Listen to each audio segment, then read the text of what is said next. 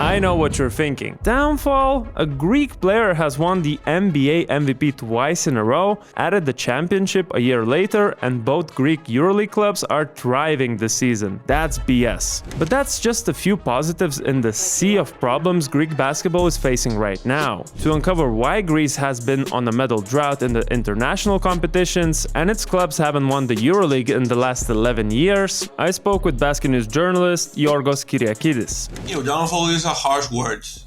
But nevertheless, there is a crisis in Greek basketball. That's the case. When I asked exactly what the crisis was, Giorgos told me it comes down to 3 factors. First of them being not producing top-level players. He believes it's one of the roots for the lack of success Greece national team has had, and the cause is the way the country's basketball system operates. Knowing the importance of winning in European basketball and how results influence the budget and vice versa, fewer and fewer organizations and coaches are willing to give playing time to the up-and-comers. But of course, that has been the case for as long as we can remember, yet still, generational talents like Vasilis Spanoulis, Dimitris Diamantidis or Theo Papaloukas were able to establish themselves and become EuroLeague legends, which ultimately leads to the young players themselves. Giorgos points to the mentality of the new generation as the problem, saying kids are getting more and more attached to screens and less interested in sports activities. That results in fewer schools focusing on sports and a gradually decreasing number of kids attending basketball academies in Greece. There's definitely some truth to that, but to me, it seems like that's not the issue. The whole world is experiencing the so-called new glued to the screens generation, but some countries are able to stay successful regardless, because their developmental systems are just functioning better. Giannis Antetokounmpo is a perfect example of it, as the Greek freak really only earned the freak part of his nickname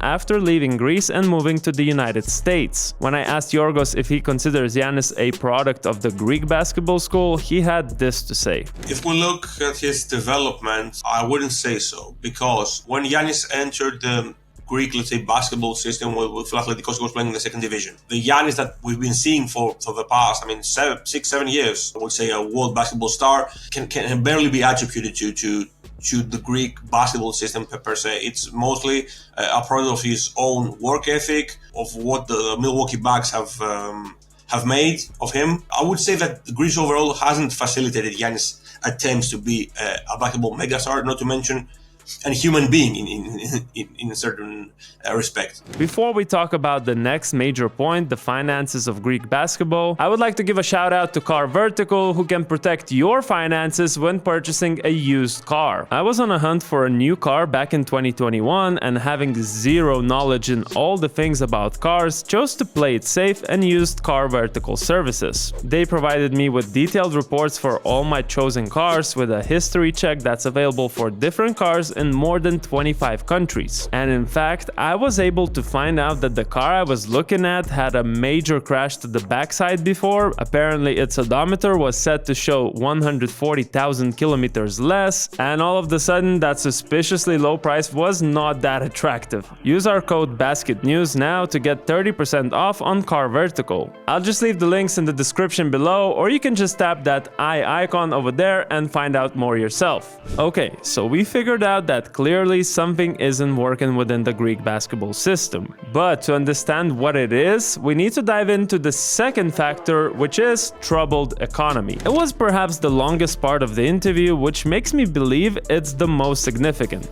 The Greek economy has been hurt by its structural weaknesses, most notably during the worldwide crisis back in 2008. Greece's public debt skyrocketed after 2008 and has only been causing unemployment, social unrest, and even poverty ever since. Although for basketball the effect of the crisis was delayed for a few years, it was no exception, as there automatically was less money for schools and academies. And to answer the question that resulted in the struggles of player development Greek basketball sees today. At the same time, we saw a major shift in the European basketball landscape, as Greek clubs were facing the same financial challenges too. Fortunately for the powerhouses Olympiakos and Panathinaikos, the impact came even later, and they managed managed to somehow navigate the situation and stay at the highest level competitively, mostly due to their rich families owning the club. Of course, there were clubs who weren't as fortunate. I'm talking teams like PAOK, Aris, Marousi, Makedonikos, AEK that were a significant part of European basketball in the 90s and 2000s, began falling in debts, reduced their budgets, and essentially after 2012, Makedonikos was dissolved, while others have been struggling in the European competitions. The only exception being AEK winning the FIBA Champions League in 2018. But as if those economic problems weren't enough, in 2020 the COVID pandemic deepened the wounds even more. To tell you the truth, it is no secret that apart from the powerhouses, Greek league teams are at least 300,000 euros in deficit every year, and there doesn't seem to be much hope for that to change. Especially since the EuroLeague has become more and more closed, which in turn means that investors aren't willing to invest in these smaller clubs when there are no guarantees that winning the Greek League or the Eurocup would secure them a spot in the EuroLeague. Now, perhaps that wouldn't be a big problem, and it could be just a matter of adapting to the situation, creating a sustainable structure that other clubs with little money have done. But Giorgos sees a bigger problem: Greeks being stuck in the past. More specifically, it is the attachment to their previous achievements in sports, and that's not just the fans, but the team owners, media, and the basketball society as a whole. Instead of accepting the new reality and building something long-lasting, executives, fans, and everyone involved have false expectations of trophies and big wins that they were used to in the past. Those big wins and major successes are the driving force for this mentality, so let's take a quick look at them. As Giorgos put it, Greece's love for basketball was ignited in 1987 when their national team won the Eurobasket gold. Ο Βάλτερς για τον Γιωβάησα σε την τριών πόντων και η μπάλα έξω. Είναι το τέλος. Η ελληνική ομάδα. If we disregard that bronze medal in 1949, or as I would like to call it, something that happened in the Stone Age, up until 1987, Greece wasn't even close to making the semi-finals. After coming first, the whole country saw basketball courts being installed all over schools and basketball becoming the second sport after football. What surprised me the most, Giorgos stated that on some occasions, for instance in the 1993-94 season, the Greek league was arguably stronger than the EuroLeague itself. As I mentioned before, the golden days for Greek clubs started in the 90s, and as per Giorgos' calculations, from 91 to 98, there were 11 Greek teams that made European competition finals. Galilean slipped up ahead, Montero off the glass, and swatted away by Brankovic. One last shot, take it in.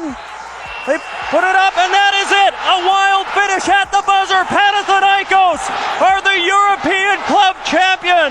He also thinks that the end of an era came in 2021, when for the first time in 30 years, both PAO and Olympiakos missed the EuroLeague playoffs. Although I would argue it ended in the early 2010s with the last EuroLeague trophy from either of those clubs. We're talking about 9 EuroLeague titles combined from 1996 to 2013, but as of 2024, the last one was 11 years ago. To come back to the national team, after 1987, their most successful period was in the 2005 to 2009. In 2005, the Greeks clinched gold at the Eurobasket, then shocked Team USA in the 2006 World Cup semi-final and came second to Spain, and finally won the bronze medals in the 2009 Eurobasket. But now back to reality. Unfortunately for the Greeks, they are yet to win a medal in the Olympic Games. In fact, Greece has never qualified for any Olympics whose qualifying tournament wasn't held in Greece, like in 2008. Overall, they have 0 medals in the last decade, reaching only as high as 5th place in Eurobasket and 9th in the World Cup.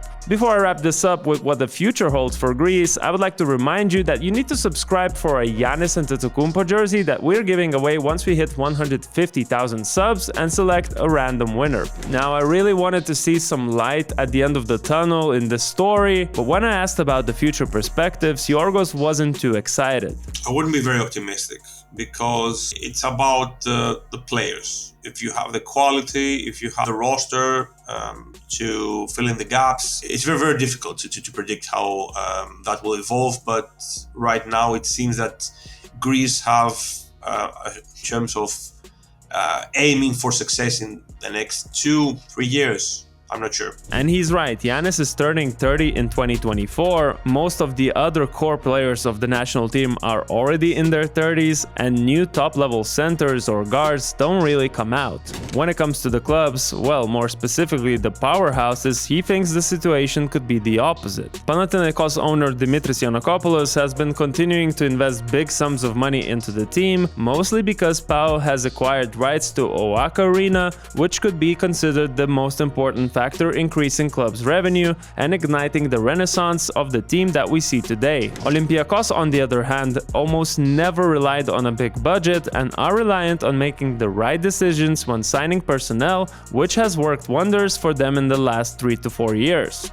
Giorgos also believes that it's only a matter of time until Olympiacos gets the ownership of the Peace and Friendship Stadium. But again, that's the two powerhouses we're talking about. Underneath them, the rest of the Greek clubs are suffering. Partially because the money isn't distributed evenly and the gap is progressively getting bigger, but also, as I mentioned before, the mentality of being sustainable has not yet established itself in Greek club basketball. So while coming out of these tough times for basketball in Greece seems like a very difficult mission, I do see some hope if and only if the attitude towards success will change from focusing on trophies and medals to focusing on long-term plans and systems that might take some time, but it might as well be worth trying.